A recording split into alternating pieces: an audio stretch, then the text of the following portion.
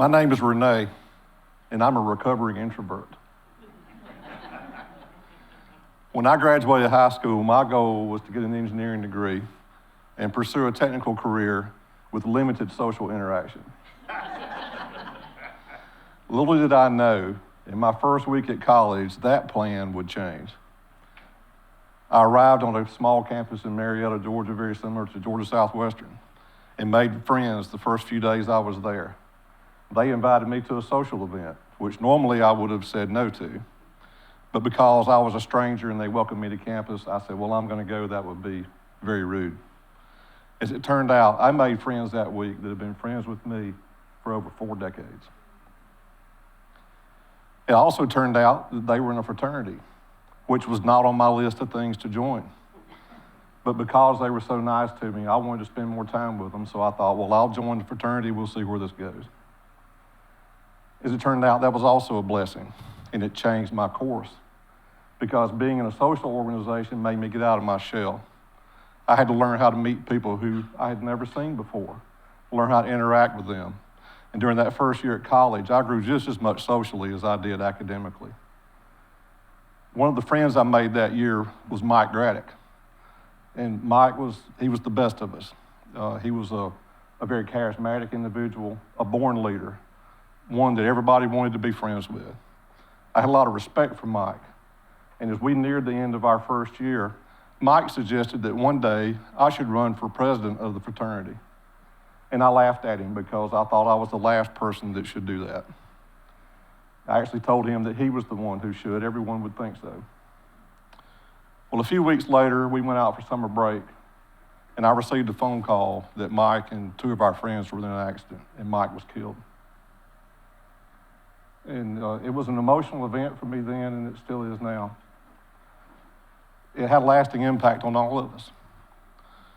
But one thing I learned from it was you adapt and you go on. You know, Mike wasn't the first person in my life who passed away, but he was the first in my close peer group that did. So I remembered what he said. And many months later, when we had elections come up, I thought, well, to honor Mike, I'll put my name in the hat for president.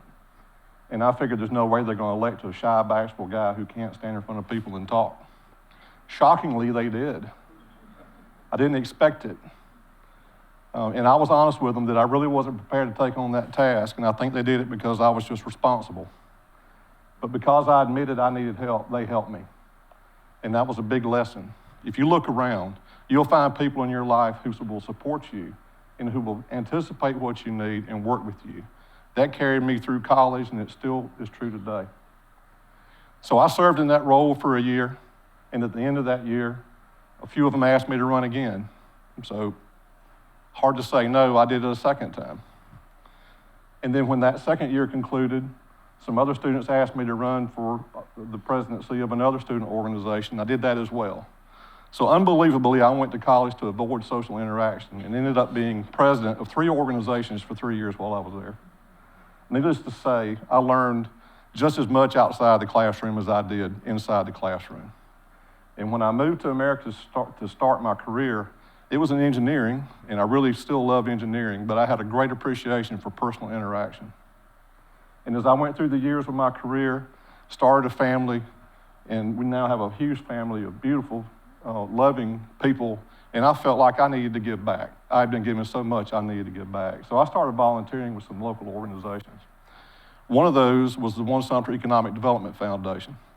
One Sumter was formed by a group of individuals here in Sumter County who contributed money to start a 501c3 to address problems that were difficult to solve here in Sumter County. And over the years, One Sumter has made some tremendous strides. But it's not the staff of One Sumter, and those 2 people are wonderful, nor the 7 directors of One Sumter. It's the entire community supporting One Sumter that makes the difference. Every time we have something to tackle, there's always community members who are there to help. And I see many of those faces here today. One of the first projects that I worked on was a broadband expansion project.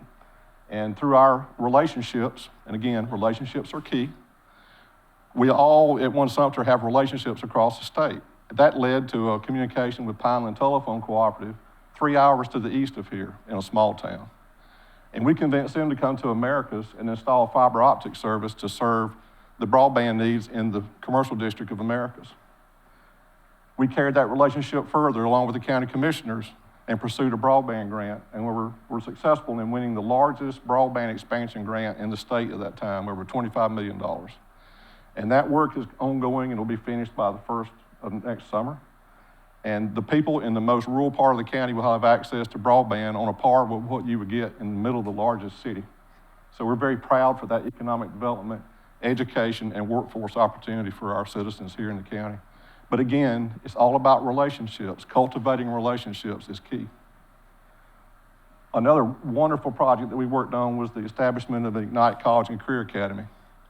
That was an effort to improve the education and workforce opportunities for our students here.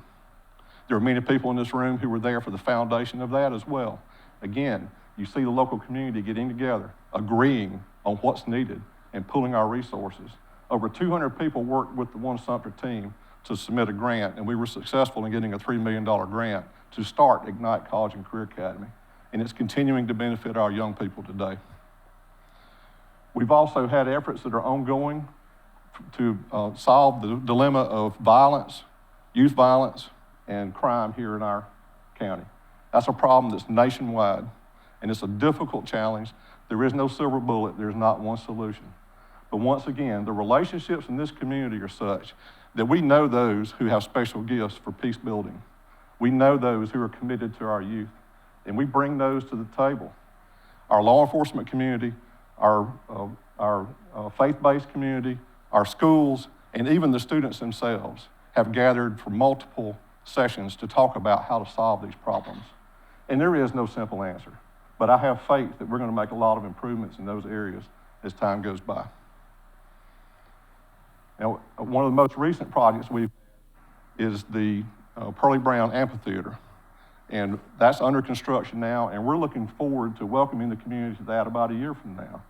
That's another example of our community working together to build something that is not only for economic development, but for cultural development, and to give our students and young people in particular something to stay in America's for. There is no better community building we can do than to help educate our young people and give them something to do to stay here locally and let them have the same opportunities we had to work together to help future generations. And we look forward to that construction project completing next year. Again, through our collaborative efforts, we were able to raise $1.6 million for that. And it gets down to each one of the One Sumter board members and our staff and our community always knowing who to call, who to reach out to, who's got a talent for a certain thing, and making it happen. So I just want to say in conclusion, when you're faced with a decision that you didn't expect, take it. You never know what path you're going to end up on. I'm so grateful that my path deviated from the original plan. I have grown so much from it, and it's been a real honor to work with our community. Thank you.